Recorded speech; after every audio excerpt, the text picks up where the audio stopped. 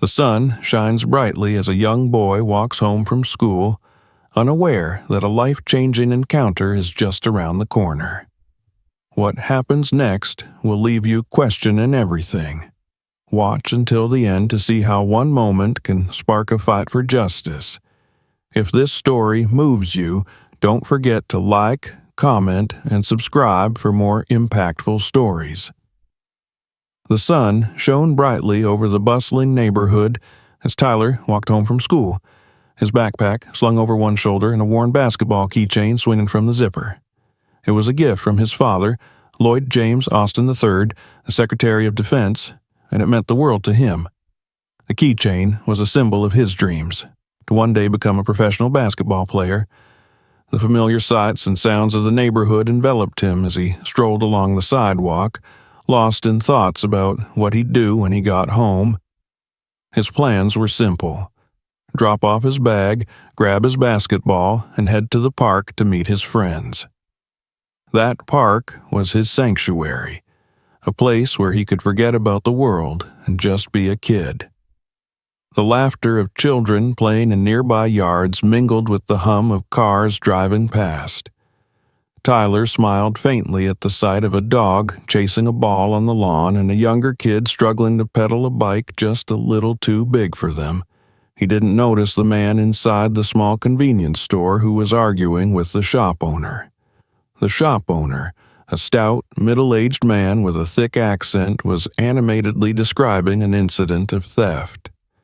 "A young black boy," he said, gesturing wildly toward the door, "took some snacks and ran. Didn't even pay. Can you believe it?" The junior officer listening, Officer Jackson, nodded curtly, his lips pressed into a thin line. The description wasn't detailed, just a black boy in a dark shirt and jeans, but it was enough for Jackson to narrow his focus on the potential suspect. Jackson stepped outside the store, scanning the street. His eyes landed on Tyler, walking unsuspectingly a few blocks away. The boy didn't match the description exactly. His shirt wasn't dark, and his backpack clearly didn't resemble a thief's loot, but that didn't matter to Jackson. He saw a black boy alone on the street, and, in his mind, that was enough. He adjusted his belt where his pepper spray rested and began walking briskly toward Tyler, his jaw tight with an air of authority. Tyler noticed the officer only when he was a few feet away. Confused, he slowed his pace.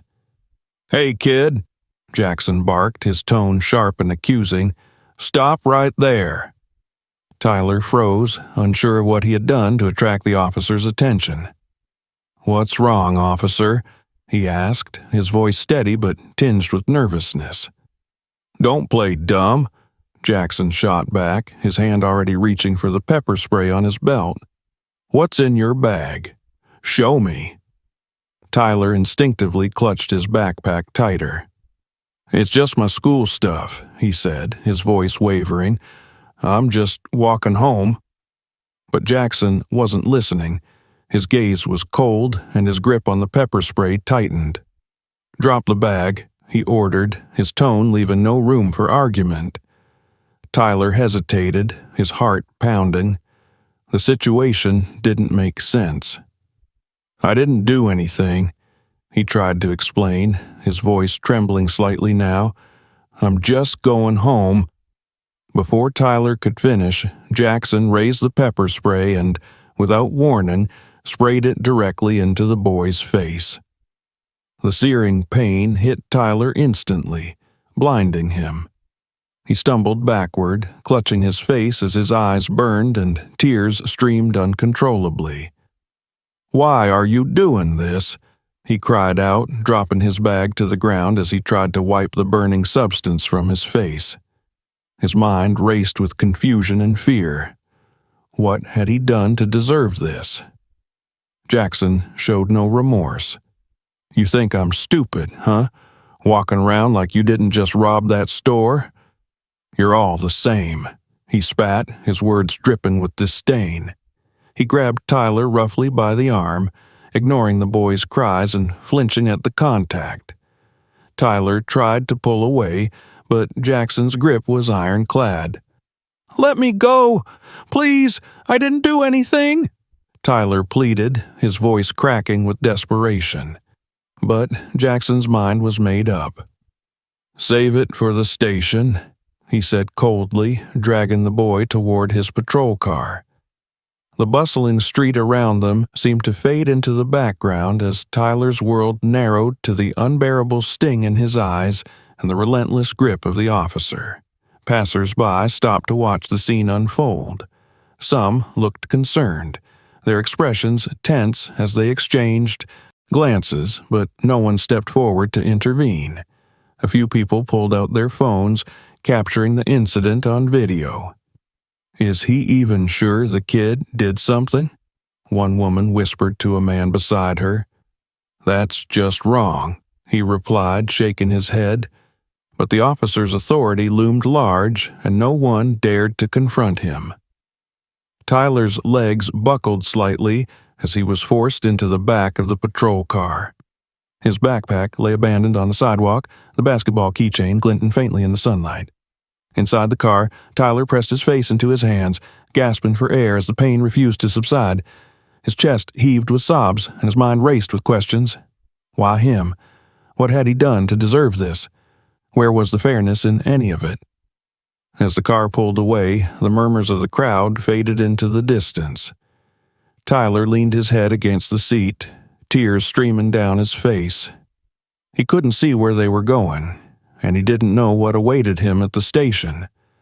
All he knew was that he was scared, confused, and completely alone. Officer Jackson pulled into the station parking lot, his grip firm on Tyler's arm as he dragged the boy inside. Tyler stumbled as he walked, his face still stinging from the pepper spray, tears streaming uncontrollably as he tried to wipe his eyes to no avail. His school backpack was left on the street where Jackson had thrown it, and all Tyler could think about was the keychain his father had given him. He felt powerless, his body trembling as fear overtook him. Inside the station, the fluorescent lights were harsh, making his red, swollen face even more obvious. People in the lobby glanced curiously at the boy being dragged in, but none stopped to question the officer's actions. Jackson shoved Tyler into a small interrogation room, the door slamming shut behind them. The room was cold and sterile, with a metal table and 2 chairs bolted to the floor. Tyler collapsed into one of the chairs, his small frame trembling. His eyes burned, his face was a blotchy mess of redness, and his chest heaved with short, shallow breaths. He kept repeating under his breath, "I didn't do anything," his voice shaky and filled with desperation. Jackson ignored him, standing over the boy with a sneer, his hands on his hips. "You think you're slick, don't you? Walking around like you're just some innocent little kid. I know your type," he spat, his voice dripping with contempt. Tyler looked up at him, confused and terrified, unable to understand why he was being treated this way. "You're gonna tell me exactly what you took," Jackson barked, slamming his hand on the table to emphasize his words. Tyler flinched at the sound, shrinking back in his chair. "I didn't take anything," he stammered, his voice barely audible. "I was just walking home from school."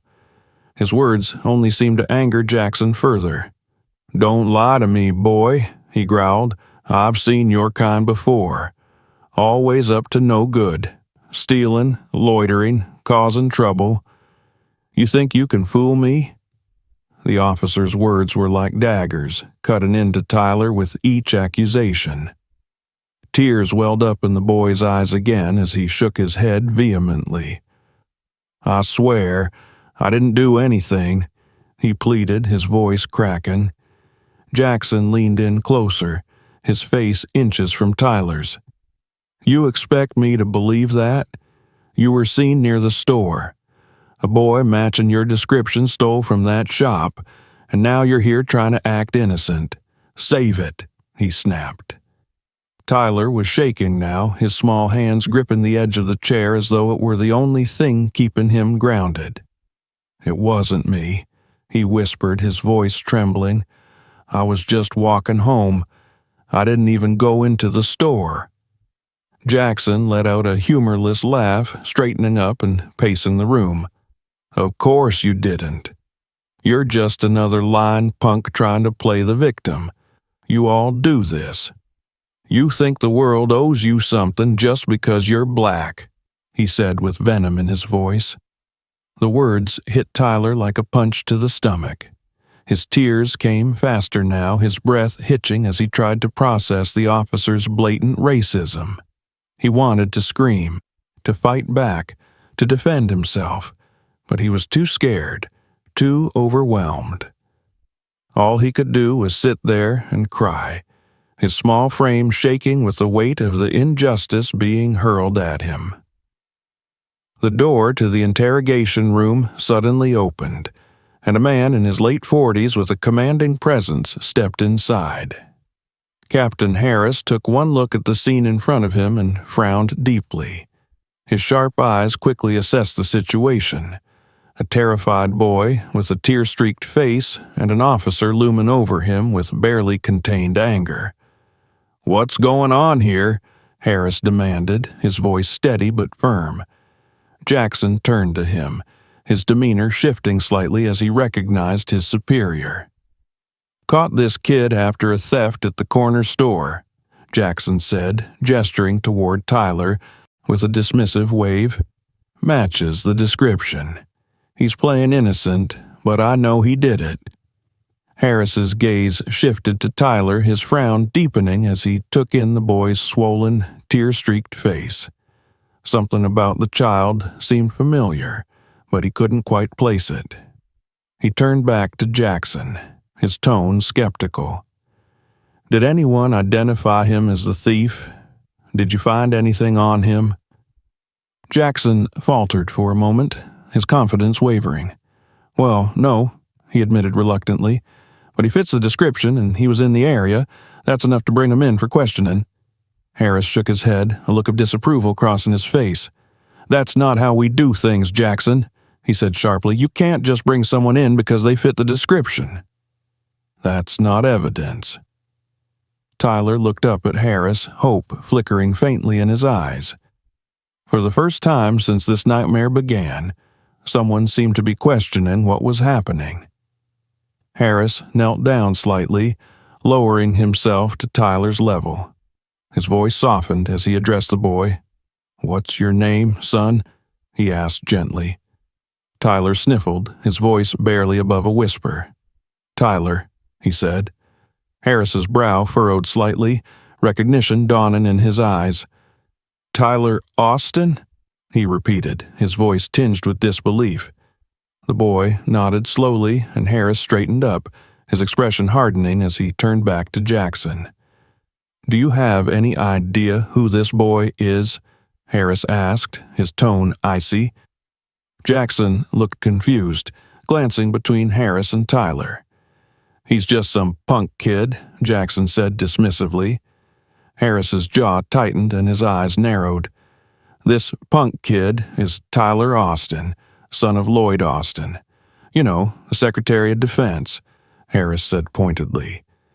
Jackson's face drained of color as the weight of Harris's words sank in. His mouth opened and closed soundlessly, his earlier bravado replaced with panic. I didn't know," he stammered, his voice barely audible. Harris didn't let him off the hook. "It doesn't matter if you knew or not," he said sharply. "You pepper-sprayed a child and dragged him in here without any evidence. This is unacceptable." Tyler watched the exchange with wide eyes, his heart pounding in his chest. He still didn't fully understand what was happening, but he could sense the shift in the room. For the first time, it felt like someone was on his side. Harris placed a hand on Tyler's shoulder, his expression softening slightly. "Don't worry, son," he said quietly. We're going to fix this." Tyler sat silently in the cold metal chair, his hands clenched tightly on his lap as Captain Harris stood protectively nearby. The weight of the last hour still bore down on him, his chest heavy with fear and confusion. His tear-streaked face was a mess of redness and swelling, and the faint stinging from the pepper spray still burned his skin. The room felt suffocating, the silence only broken by Tyler's uneven breathing and the occasional creak of Harris shifting his stance. Across the room, Officer Jackson stood rigid, his earlier confidence now completely gone. His pale face betrayed the panic bubbling just beneath the surface as he realized the gravity of his actions. The door creaked open again, and all heads turned as Lloyd Austin, Secretary of Defense, walked into the room. His commanding presence filled the space instantly, his tall frame radiating authority and control. He wore a dark suit, his polished shoes clicking against the tiled floor as he approached. His sharp, piercing eyes swept the room, taking in the sight of his son sitting small and vulnerable in the chair and the two officers standing nearby. His jaw tightened as anger simmered just below the surface. What happened here? His voice was low, calm, but carried the weight of a man who expected answers and wouldn't tolerate anything less than the truth. Harris straightened immediately, his shoulders squaring as he spoke. "Sir, there appears to have been a serious mistake." He gestured toward Tyler, his tone softening slightly. "Your son was brought in under suspicion of theft, but there's no evidence linking him to any crime. He's innocent, sir." Austin's gaze shifted to his son, his expression briefly softening as he crouched down to Tyler's level. "Tyler," he said quietly, his voice filled with a mixture of concern and restrained anger. "Are you all right?" Tyler nodded slowly, though tears welled up in his eyes again. "I didn't do anything, Dad," he whispered, his voice trembling. "I was just walking home from school."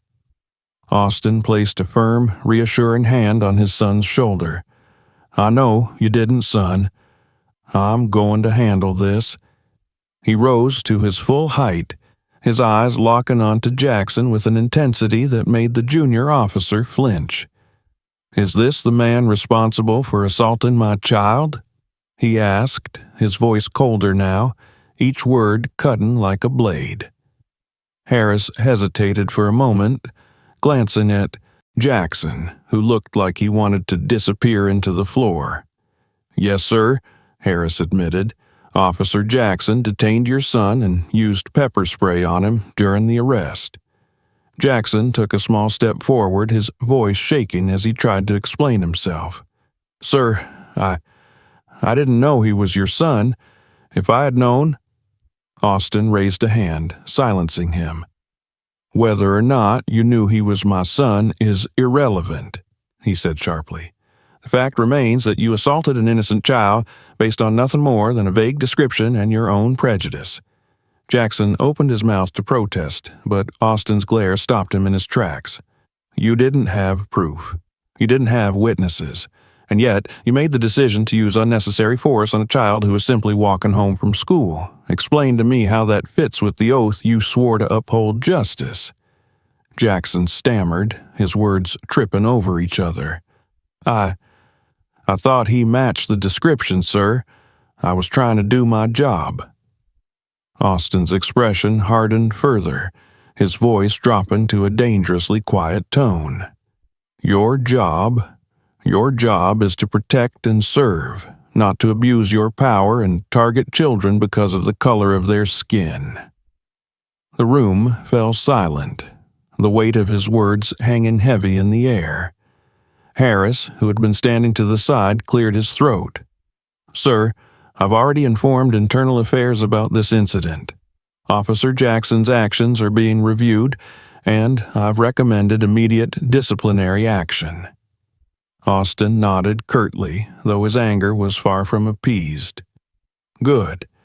But disciplinary action isn't enough. This behavior is a symptom of a larger problem, one that needs to be addressed at its root. He turned his attention back to Jackson, his voice rising slightly. You think this ends with a slap on the wrist? You've not only violated department protocols, but you've also betrayed the trust of the community you're supposed to serve. People like you are the reason so many have lost faith in law enforcement. Jackson's face was now ashen, his hands trembling slightly at his sides. Sir, I swear, I didn't mean to... Didn't mean to what? Austin interrupted, his voice cutting through Jackson's feeble excuses. Didn't mean to racially profile my son. Didn't mean to spray him in the face with pepper spray. Didn't mean to drag him here in handcuffs without a shred of evidence. Which part of this did you not mean to do? Jackson had no answer. He stood there, frozen in place, as Austin's words continued to pierce through him like daggers. Tyler watched his father with wide eyes, his heart pounding in his chest. He had never seen his father this angry before, and though the intensity of it was intimidating, it was also deeply reassuring. For the first time since the nightmare began, Tyler felt truly safe. Austin finally stepped back, his expression still hard as he addressed Harris. I expect a full report on my desk by the end of the day, he said, and I want to know exactly what steps are being taken to ensure that incidents like this don't happen again. Harris nodded. Yes, sir. I'll personally oversee the investigation. Satisfied, Austin turned back to Tyler, his expression softening once more. Come on, son, he said gently. Let's get you out of here. Tyler stood slowly, his legs still shaky from the ordeal. He clung to his father's hand as they left the interrogation room, the weight of the day beginning to lift from his small shoulders. As they walked through the station, the officers they passed avoided Austin's gaze, their faces filled with a mixture of guilt and shame. Outside, the bright sunlight seemed almost blinding after the harsh fluorescent lights of the station. Tyler blinked against it, his father's hand steady and comforting in his own. They reached Austin's car, and Tyler climbed into the passenger seat. As the car pulled away, Tyler glanced back at the station, his mind swirling with emotions. Relief, anger, confusion. They all churned together, making it hard to focus. But as he looked at his father, calm and resolute behind the wheel, a small sense of hope began to bloom in his chest. He didn't know what would come next, but he knew one thing for certain. He wasn't alone in this fight. The drive home was silent, but the tension in the air was palpable. Tyler sat in the passenger seat, staring out the window as the city streets blurred past.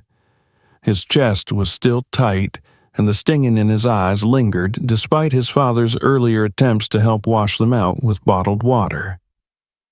Lloyd Austin glanced at his son occasionally, his heart heavy with a mix of anger and sadness. Seeing Tyler like this, shaken and quiet, was a painful reminder of the systemic issues he had spent years fighting to change. He tightened his grip on the steering wheel, silently vowing to take action.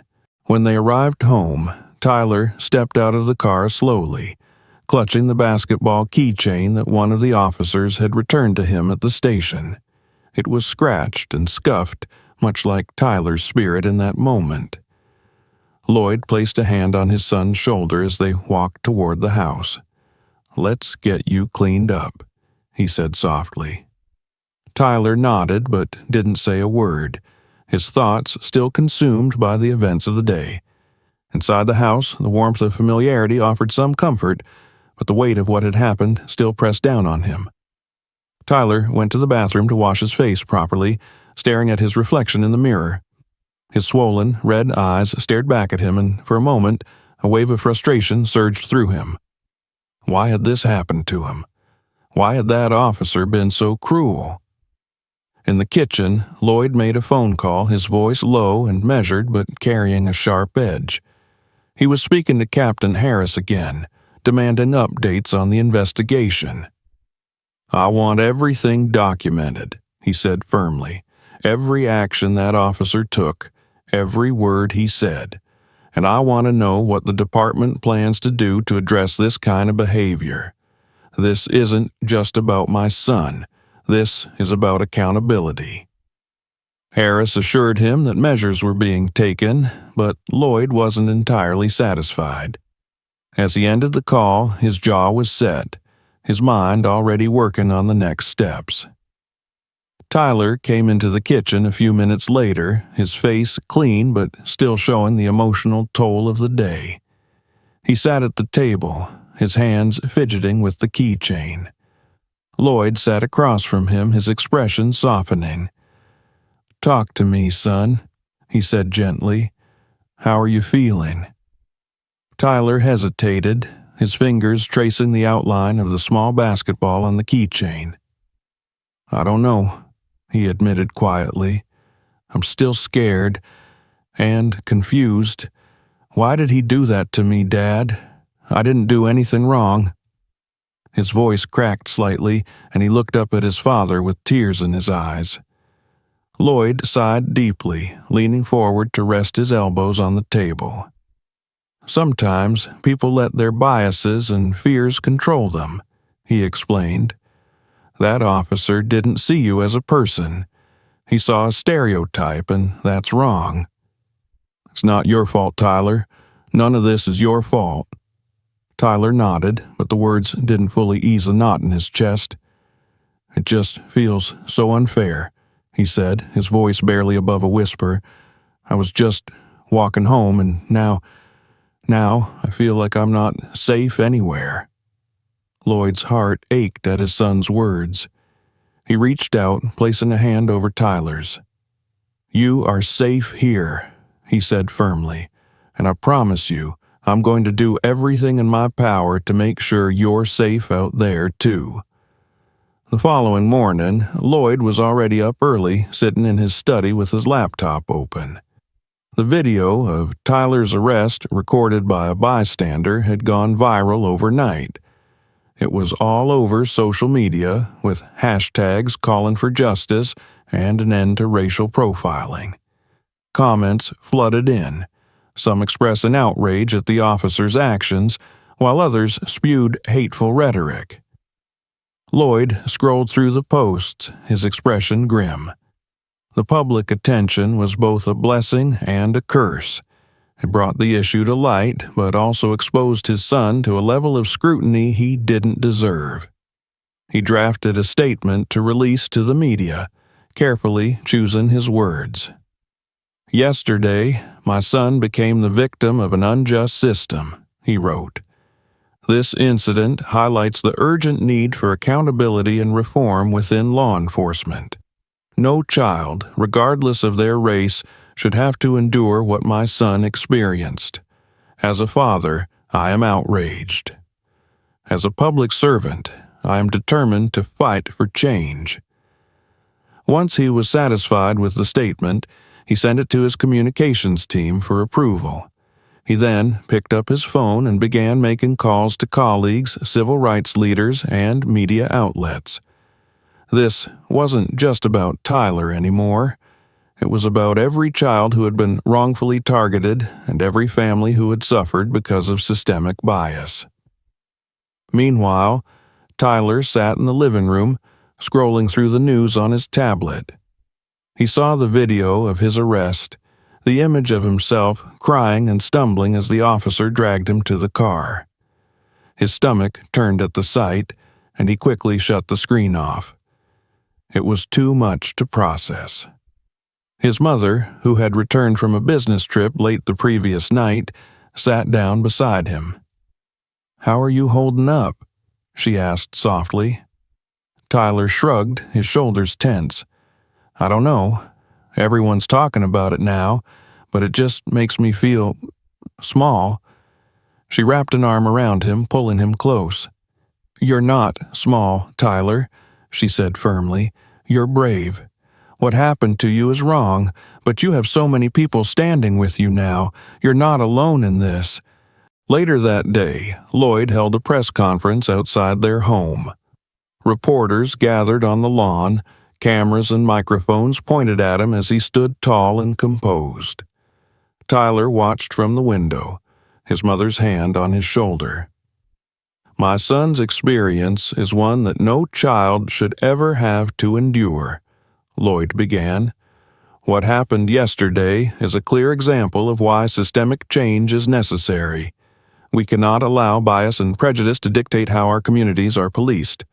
I call on leaders across this nation to join me in addressing these issues head-on. Our children deserve better." The speech was met with applause and widespread support online.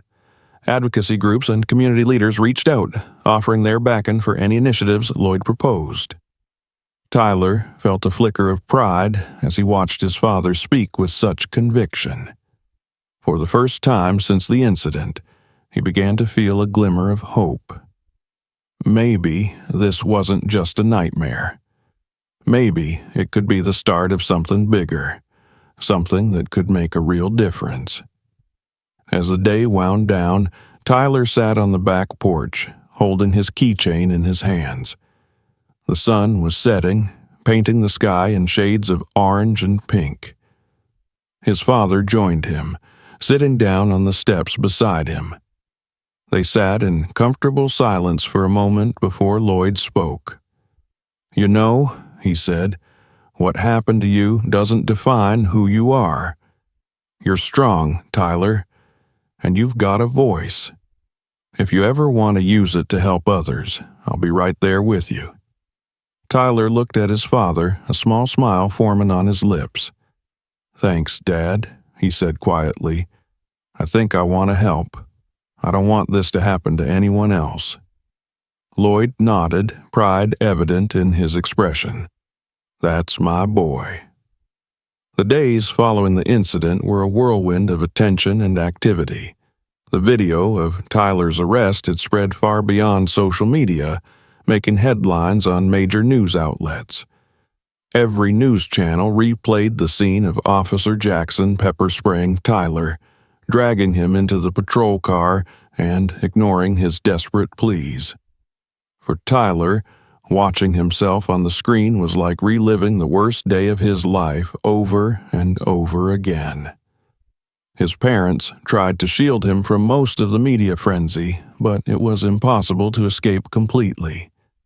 Strangers online debated his innocence, his actions, and even his character, as though they knew him personally. Some comments were supportive, but others were cruel, laced with racism and ignorance. Tyler avoided reading them as much as he could, but every now and then one would slip through and sting like a fresh wound. Lloyd Austin was relentless in his pursuit of justice.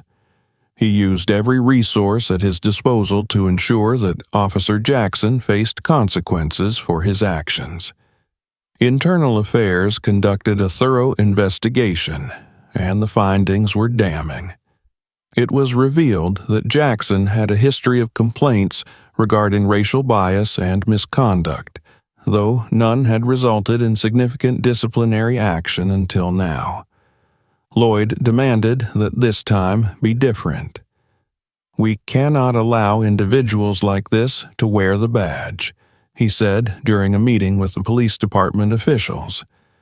His words carried weight, not just because of his position as Secretary of Defense, but because of the undeniable truth behind them.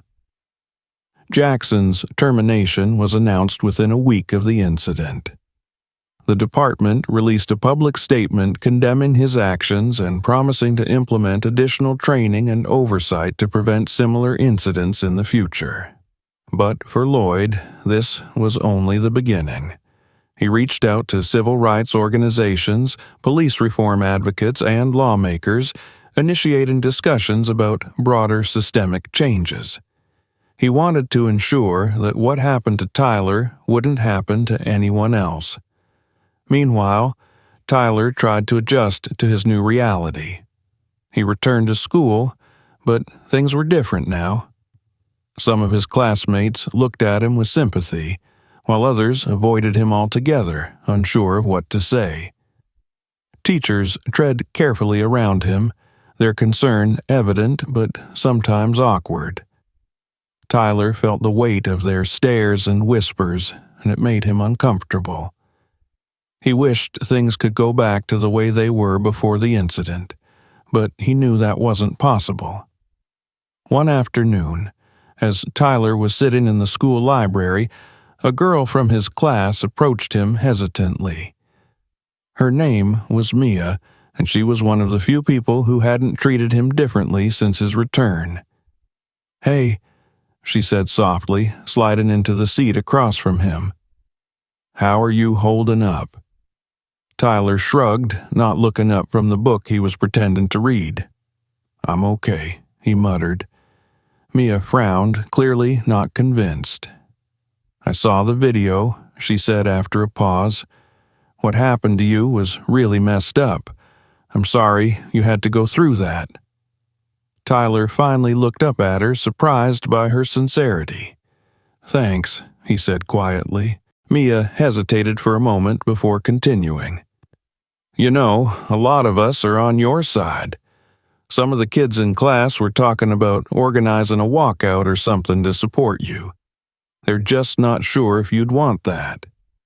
Tyler blinked, caught off guard by her words. He hadn't expected anyone to take action on his behalf, let alone his classmates. "A walkout?" he repeated, his voice filled with a mix of disbelief and curiosity. Mia nodded. "Yeah, to protest what happened to you and to raise awareness about racial profiling. But it's totally up to you. If you don't want to be part of it, that's okay too." Tyler thought about it for a long moment. The idea of standing up and speaking out was intimidating, but he also felt a spark of something else, hope. Maybe this was his chance to turn something terrible into something meaningful. "Let's do it," he said finally, his voice more confident than he felt. "If it can help people understand what's wrong, then I'm in." The walkout was organized for the following week, and word spread quickly. By the time the day arrived, students from all grades had gathered in the school courtyard, holding signs with messages like "Justice for Tyler" and "End Racial Profiling." Tyler stood at the front of the crowd, flanked by Mia and a few other classmates who had helped organize the event. His heart pounded in his chest as he stepped up to the small podium they had set up. He glanced at the sea of faces before him, some familiar and others not, all looking at him expectantly. Taking a deep breath, Tyler began to speak. "Thank you all for being here," he said, his voice shaking slightly but growing stronger with each word. "What happened to me was wrong, and it's something that happens to too many people who look like me. No one should be judged or treated unfairly because of the color of their skin. We deserve to feel safe in our own neighborhoods, in our schools, and everywhere else." The crowd erupted into applause, and Tyler felt a swell of pride. He continued, sharing his story and calling for change. By the time he stepped down from the podium, he was met with cheers and chants of support. Later that evening, Tyler sat with his parents on the couch, watching news coverage of the walkout. Reporters praised the students for their courage and highlighted Tyler's speech as a powerful call to action. His father placed a hand on his shoulder, a proud smile on his face. "You did good today, son," Lloyd said. Tyler nodded, a small smile forming on his lips. For the first time in days, he felt like he could breathe a little easier. The journey wasn't over. Tyler knew that. There was still so much work to be done to address the systemic issues that allowed what happened to him to occur in the first place.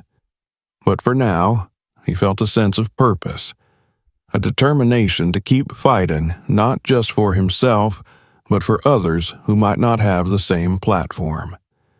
As he held his basketball keychain in his hand, he made a silent promise to himself. He would use his voice. He would make a difference.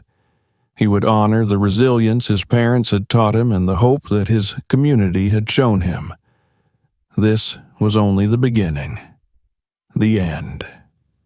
Thank you for watching this powerful story of resilience and justice. What would you have done in this situation? Share your thoughts in the comments below. Don't forget to like this video and subscribe to our channel for more stories that inspire and spark important conversations.